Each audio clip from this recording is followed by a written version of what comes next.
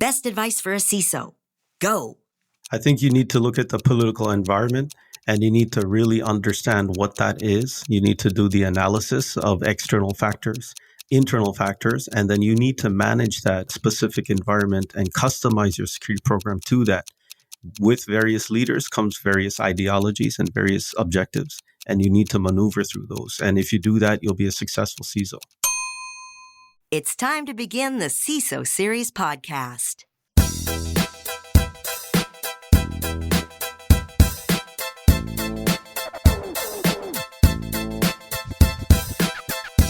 Welcome to the CISO Series podcast. My name is David Spark. I am the producer of the CISO Series and actually the founder too as well.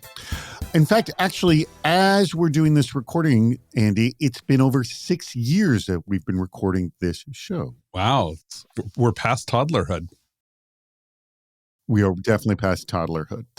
That voice that you heard, that is Andy Ellis. He's the operating partner over at Wild Ventures. Say hello, Andy, yet again. Good morning, good afternoon, good evening, or maybe it's even good night if you're listening to this late at night. So I wonder if people listen to this podcast to help them fall asleep, because my wife does that, listens to podcasts. If you listen to this to help you fall asleep, let us know, and we'll try to put in some subtle, like gentle harmonies of "it is time to sleep now." We could also just run white noise all throughout. That's sure have a background low level of white noise. Maybe play just the sound of waves crashing all the time. Some lullabies. We're available at CISOseries.com, where we have many other shows on our wonderful network. So go check them out. They're pretty awesome. Our sponsor for today's episode is Material Security. Secure email from every angle. And trust me when I say you've heard about email security programs before, but you haven't heard about one like Material Security before. You're going to want to hear what we have to say a little bit later in the show. Andy, we are recording this just literally days before we are all heading on to RSA. Yep. RSA is always overwhelming for me. But here's the big thing that I always sort of address, especially when I start doing reports about RSA. There's, people do, here's my RSA report. There's no way you could actually do a full report of that conference because it is so big. So I always clarify it as, this is my report of RSA, just what I saw. And leave it at that. Yeah. Because, really, how much of that show do you actually see? Oh, I see almost none of it. That's what I find is fascinating is people are like, well, can you plan on writing up your RSA report of what you saw? And I'm like, I'm going to speak. I'm doing 3 different vendor events.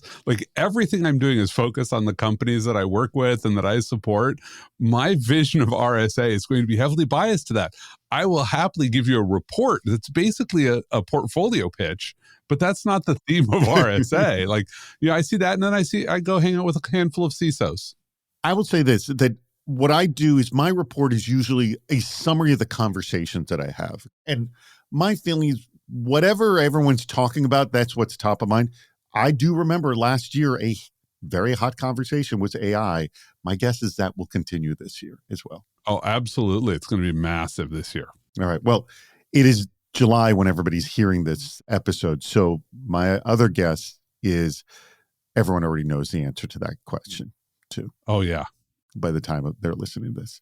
Let's bring on our guests. What do you say? Thrilled to have this person on board. This person actually helped build a lot of programs out in Canada.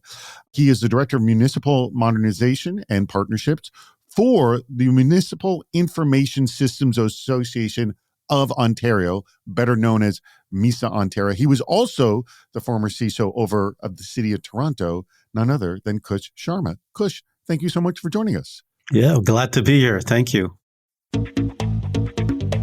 Would this person be a good fit for the job? For startups looking to hire their first security engineer, what skills should you focus on to make the most immediate impact? Now, that question came up recently on the Cybersecurity subreddit, and some commenters recommended focusing on soft skills like the ability to prioritize and collaborate rather than criticize the rest of the organization. Others recommended using the NICE framework from CISA as a good baseline for hiring. And another common theme was the ability to build process around cybersecurity. So, Andy, I start with you. If you're looking for that very first security engineer hire, what are you prioritizing? So I think there's two different hires you might make as your first security hire, maybe three different ones. So let's treat each of those differently because you want something different out of each of them. So the one you most likely end up getting first is your compliance hire, because almost every startup these days, right out of the bat, they're like, oh, we have to go do SAS 70 Type 2. Or we have to do NIST CSF. And so you're probably hiring somebody who is going to be really good at documenting what the company sort of does, just so you can go get compliance. And you should just recognize, okay, compliance hire, and they're going to do sales support. So you want somebody who's really good at writing, communicating, talking about what's going on. But they're probably not driving your cybersecurity program. The second hire you might make is what I think of as your IT security person. Right. This is going to be the person who needs to have skills in SaaS vendor management, in endpoint security, because they're going to basically be corporate security.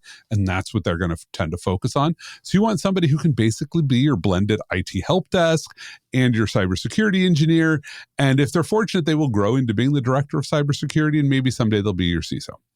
The third hire, which almost nobody actually makes, but is, in my opinion, the most critical one, is the platform safety engineer, the person whose job is to help make sure that whatever product you are building meets the actual security requirements of the markets you want to head into, that you're building technology that works. And that's the person who really has to be focused on how do we quickly get something out that doesn't create such unsafety in the future that it's going to cripple us years down the road while not crippling us right now.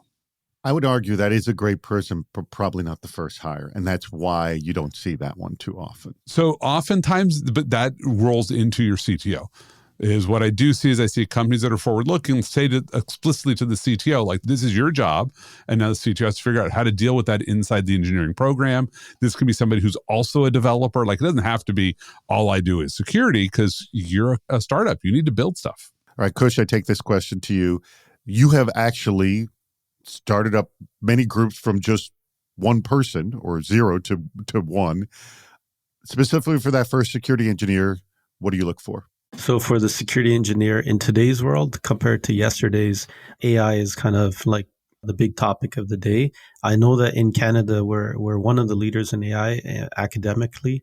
We have many programs in Canada. So, for example, there's AI computer science programs, quantum computing coding programs. So there's bright kids coming out of these schools. And if we look at a startup, right, in this specific example, then you may want to pick up some of those freshly minted developers that have the experience with AI, because they're teaching this in the school systems, at least in higher education in Canada. And so I would look for someone, obviously they have some sort of technical background or skill set, but someone that can learn, someone that is willing to work the hours that we need them to work when it comes to cybersecurity at that level, right? It's not an easy role. It's quite demanding. Someone who could troubleshoot. So usually what I do is I give them questions in the interview, and I want them to do live troubleshooting with me. And if they can get through and I can understand their logic of the problem that I've given them, then they're good candidates for hire. If someone can't get through basic, simple problems from an interview perspective, then I would look for probably someone else. But someone also that can do research, because it's vitally important to make business cases from a CISO perspective. And you need those new recruits to be able to do research and find data for you, and then put that data together in a pervasive document. And then you could take that and tell your story. So that's what I look for typically from a new engineer, from a startup perspective and from an AI perspective. Protecting critical infrastructure from attackers. Where to start? Whether it's Colonial Pipeline, Volt Typhoon, or continued attacks on water utilities, securing critical infrastructure seems to continually be in the news. While these attacks can inspire doom and gloom, Sean Tufts points out critical infrastructure providers are learning from these attacks, with SOC teams focusing on threat detection from malware that often has year-long dwell times. Now, in this piece on Dark Reading, he recommended providers focus on network segmentation, implement intrusion detection systems, and invest in identity security as their fundamentals going forward. Kush, I'm going to start with you. Given critical infrastructure is often targeted by advanced persistent threats or APTs, will those fundamentals that I just listed off be enough? I think we can add to it a little bit. I think the fundamentals are good. But in today's world, in addition, we need to do the segregation. So not just the segmentation. Segregation is separating two things into different complete units or areas. So you have one network and another network.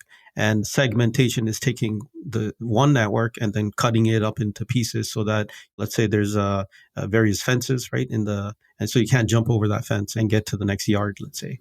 So what we have to do is keep it, in addition to segmentation, which is fundamental core network kind of architecture for zero trust, we need to have that segregation between the OT and IoT systems and environments or networks versus IT. That is like critical. So even if they get, and many times they get into the IT side first, and then they laterally move into the OT. So those specific controls in the data flow and the networks need to be highly, highly secured and protected. So you need to make it very robust, like another DMZ type of, pretend it's the internet, right? And put all the controls there. The second thing is, so we talked about IDS, and that is the detection. But what we need to do is add to the response side of it. So we have detection and response. We just can't look at something and be on the blind side, right? So, something came up, let me try to do something. We have to be proactive. So we need that automated response in today's world because human beings cannot keep up with all of the attacks and all of the information coming in. It's just too much. So you need that specific automation there. And then you also need to look at the zero trust philosophy and how to implement that. It is not a technology. People think it's a technology. It's just a mindset and a philosophy. So the way I phrase it is don't trust, always verify. We've heard that one. If you keep that in your mind as a CISO, you will never fail, right? And just keep that one principle in your mind. And so you need to protect the internet-facing apps, any SaaS apps, right? The guest networks from an OT perspective, because these are many times it's plant-based. So you're going into some kind of location, right, where there's critical infrastructure. And they give guest access actually many times, right? Because a lot of vendors coming in, a lot of people coming in to produce. There's things that get connected in directly to air gap systems, et cetera. And then the last thing is remote access into those OT networks. So that's what I would add to the existing list. All right. Very, very good list there. So I'm going to go to you, Andy. Anything to add, augment to what Kush said, or you think, hey, you'll be fine with just the fundamentals. Get that done. Yeah. So I really like when Kush talked about the philosophy and the mindset versus just here's three basics. Because the reality is if you say, I'm going to go focus on network segmentation, what you're going to run into in critical infrastructure is you can't do network segmentation because the whole point of modernization is to remove the segmentation so that you have access and you internet enables so much of what's going on. And so you'll just be fighting an uphill battle. It's a great battle to fight, but you have to think philosophy. You have to think about scale and say, what are my unacceptable losses and how do I stop those from happening? Because your unacceptable loss is not that I can send an IP packet from one control server over to a SCADA system. Your unacceptable loss is the SCADA system doing things it's not supposed to do. So how do you prevent the power from going out or the sewers from backing up or whatever it is you're trying to prevent? Right? That's what you need to focus on. These three steps, these fundamentals, these are fine things to do. I'm not saying don't do them at all. But if all you did was spent all your energy just trying to say, I need to do these three things, what you're going to discover is that you missed the barn door that is wide open on the other side through which the adversaries are going to show up. Before I go on any further, I do want to tell you about our absolutely spectacular sponsor, and that is Material Security. Secure your cloud email and productivity suite with Material Security. So, we all know that Microsoft 365 and Google Workspace aren't just applications, they're actually critical infrastructure. These environments are home to all your people, content, and communications. Securing these today actually requires a very heavy set of disjointed tasks that leave blind spots and coverage gaps. Material is the only solution purpose-built to address risk across the whole environment with the focus and depth required to make a difference. Material's Cloud Office Security Suite unifies cloud email security, user behavior analytics, and data loss prevention across the full threat lifecycle. Material integrates in minutes via Microsoft 365 and Google Workspace APIs with zero downtime. That's pretty darn nice. Customers get a single tenant, isolated instance, and complete control over the underlying infrastructure. Material works with organizations of all shapes and sizes. You can learn more about their advanced email security at material.security. And it's spelled exactly how it sounds. The word material, METERIAL.security. Go there and check them out. It's time to play What's Worse? All right, it's time to play What's Worse. Kush, I'm assuming you're familiar with how this game is played, yes? Yes, let's go.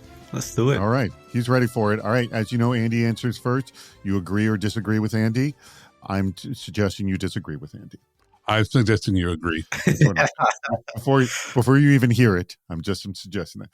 All right, this comes in from someone who has not submitted before. It's Emir Figfusen from Keystrike, and here are your two scenarios, Andy. What's worse for a CISO?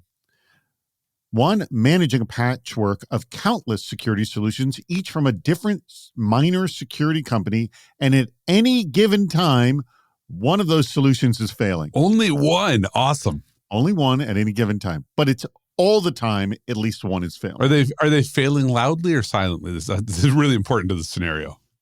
Just that's all you know. The one is failing. One is failing. Or you're relying on a single vendor for all things security. So they are the platform play, if you will. And then guaranteed once a year that one vendor will fail spectacularly and publicly. Which one's worse? Oh, this is easy. The second one's worse. I always love when I get easy ones. Okay. Well, I amended this thinking of making it harder, but I didn't make it harder. But it has nothing to do with the failure rate. Although the failure rate is really important here to think about, which is, would you rather have minor failures continuously or one big major failure? The answer for most... But who knows if they're minor? It's just one of your tools is constantly failing. It could be major. Sure, but but that's like a 5%, like whatever percentage. If I got hundreds of tools, I got a 1% issue like continuously, or I've got 100% issue like 2 days out of the year. But here's actually the real problem. Has nothing to do with the failure rate. That's just noise, although it's also favorable. I don't have to count against it, which is there does not exist a single vendor who can solve all of my security problems.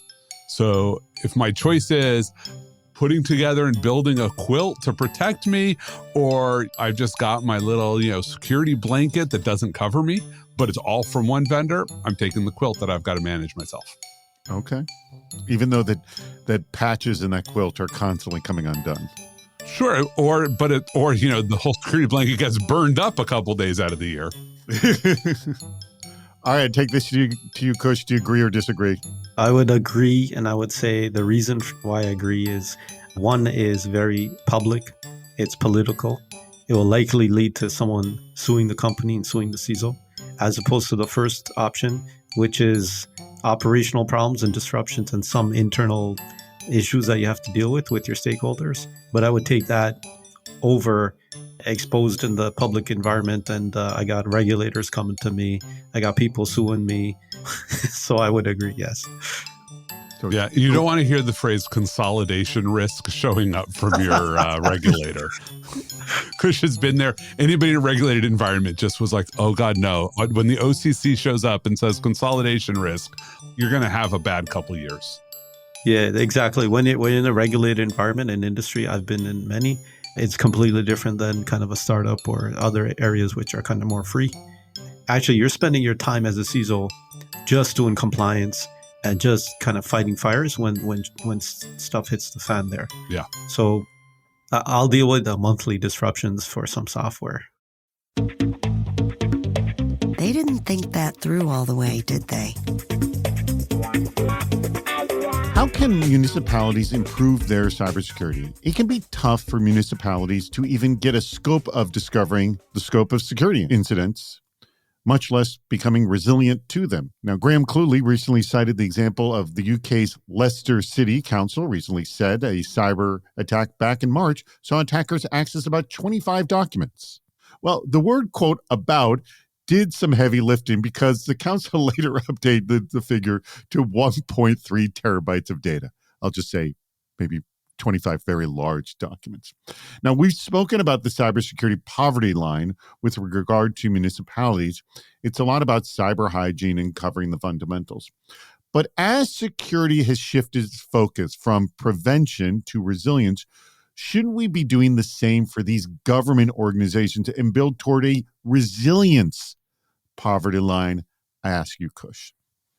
Yeah, I think we need to really educate the leaders in Canada's provincial or territorial. In the US, it's state, on cybersecurity and what the impacts are to citizens. And I think that's the message that I took when I was at the City of Toronto that resulted in substantial investment and resourcing coming during that first year. So if we look at the infrastructure, right, when we talk about critical infrastructure, so what is housed on the local level? So we have water systems, right, critical. If those are breached and the taps are not running, you could almost guarantee riots within 2 or 3 days when there's no more water in the grocery stores. You're talking about fire. You're talking about police systems. You're talking about paramedic systems, solid waste systems, elections, at least in Canada. Many of the elections are local and based on how much funding they have, right? That's how good the security is. And then you have the connected fleets, which people forget that can be weaponized. So I have autonomous buses, I have cars, I have diesel trucks, but they're connected to the internet. So now there's a mechanism to get into those. Then there's public health and health records that are kept locally also, not just with other levels of government. And then it's other things like dispatch systems, call centers, right? So we have 311, for example, in Toronto, which is a general number that anyone could call for free, and you can ask the city or log a ticket or what have you. And so we have to understand that framework first. And once people understand, and bridges also, once people understand that, then we can have a conversation and raise that bar. So what we are seeing is municipalities coming together because they're in a crunch for resources and funding. And so they're coming together and just going out to the market, 4, 5, 6 of them together, maybe a county, and just doing RFPs for cybersecurity. And they're pooling their resources and their money to get the job done. So we're seeing a shift. They're not waiting for funding from the feds and provincial stream. And so this is a positive because now they're taking action and matters into their own hands, right? And going forward with that. Now, in terms of getting to a baseline, many of the municipalities, our local government, around the world even, not only in Canada, they can't be implementing ISOs or NIST. They don't have that capability and the resources. So what I always tell them is start with the CIS 18, start with like 2 or 3 controls, very simple stuff. And then once you're ready, in the future, you go to NIST, and then you could add on some of the other ones. So that is kind of the high level advice that we give. And we ask them to be very pragmatic when we give advice. So, simple things that a non-IT person in most of these places could do is increase the password length. So if you go to 14 characters, special characters, upper, lowercase, etc., we know that it's harder for them to use password crackers.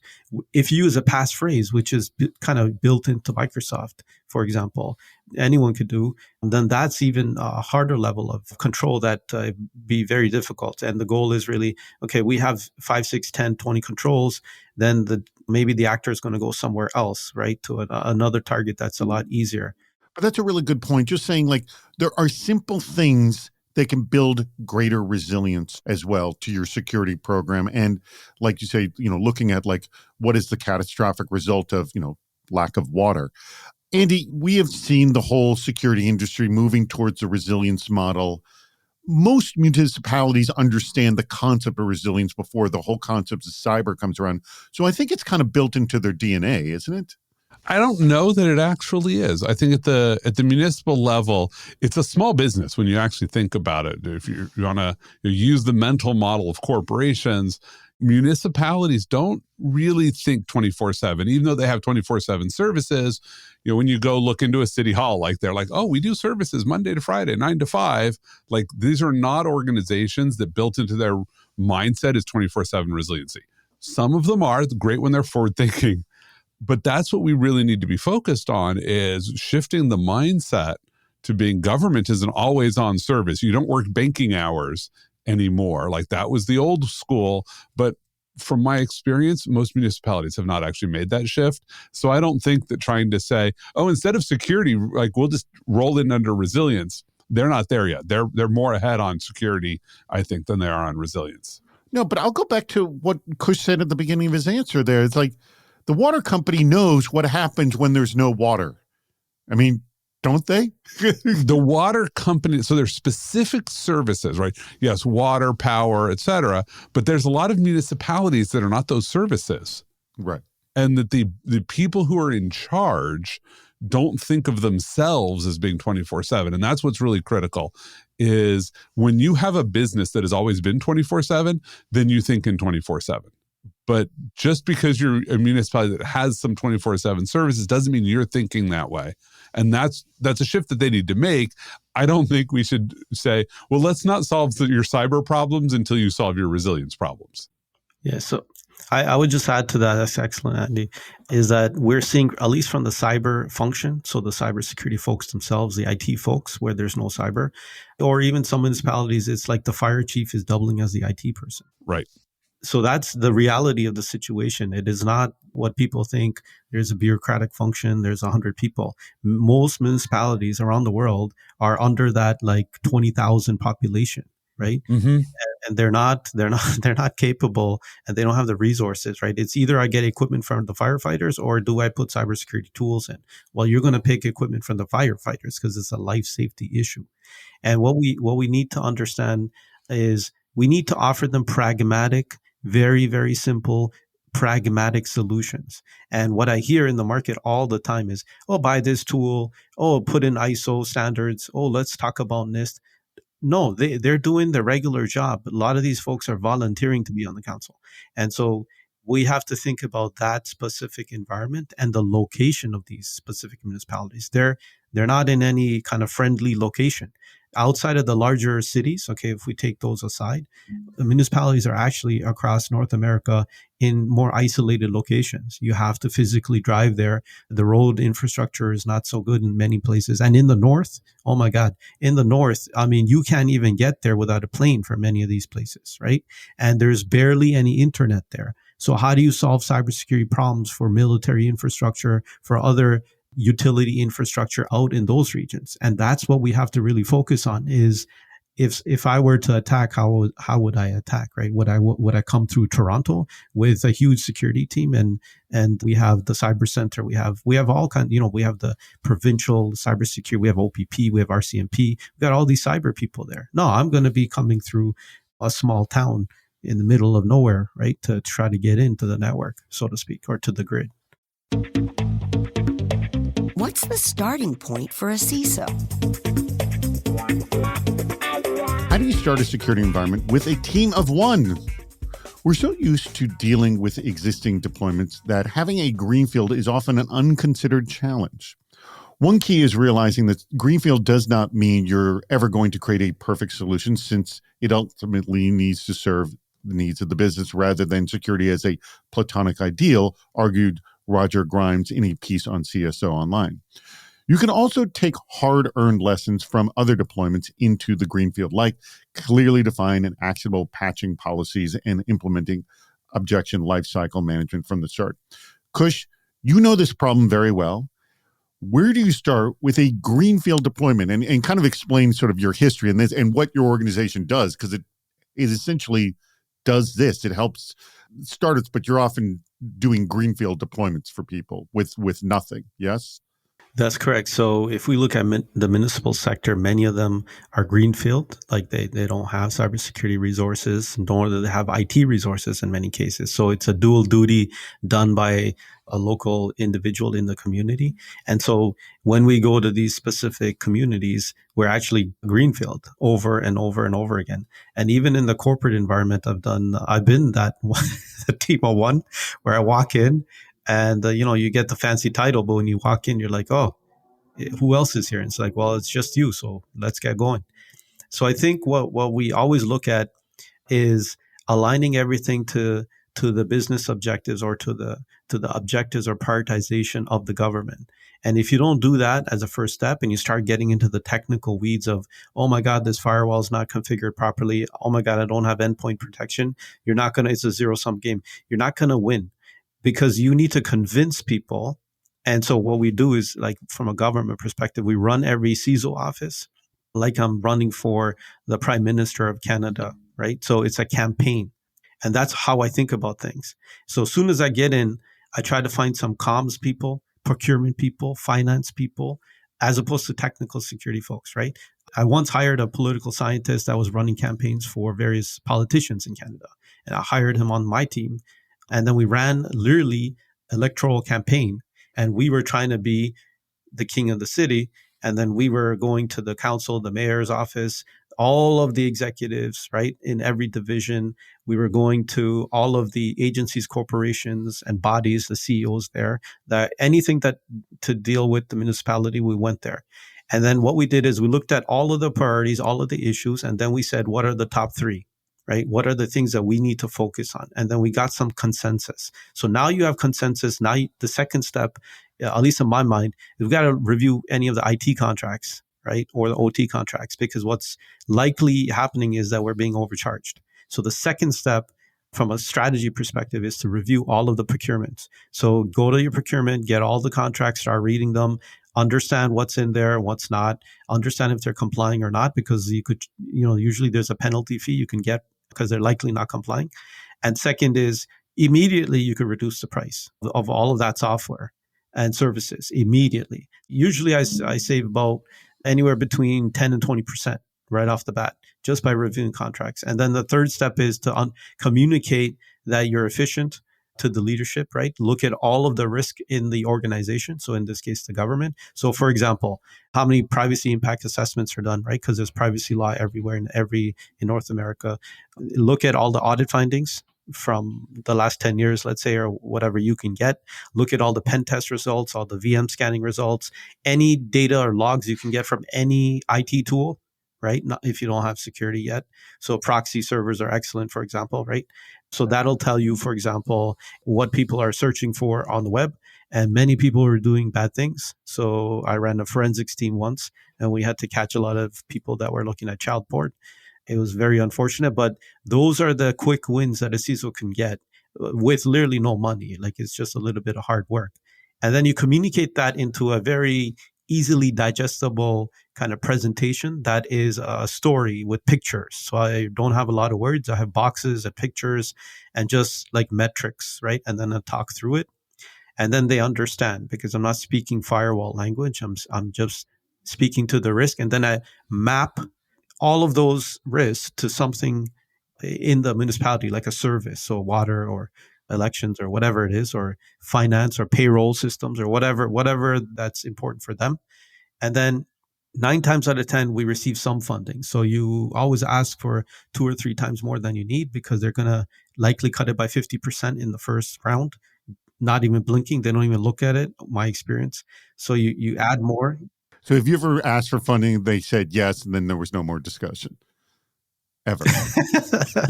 Yeah, that's happened to me before. Hold it, has it really? Yeah. So you go, in that case, it was a smaller place. So we asked for a little bit of money, want to be reasonable. Yeah. And then they're like, okay, no problem, we're going to get funded. And then some other priorities came up, some motions went in. And then it was all of a sudden, cybersecurity is not the top priority. And then it's like, okay, keep working with what you got. I was like, we just went through this exercise. And then, so sometimes you win, sometimes you don't. But the key message is being persistent, because if you're persistent, even if you don't get it that year, you keep going back at them. You keep showing them the residual debt that they have.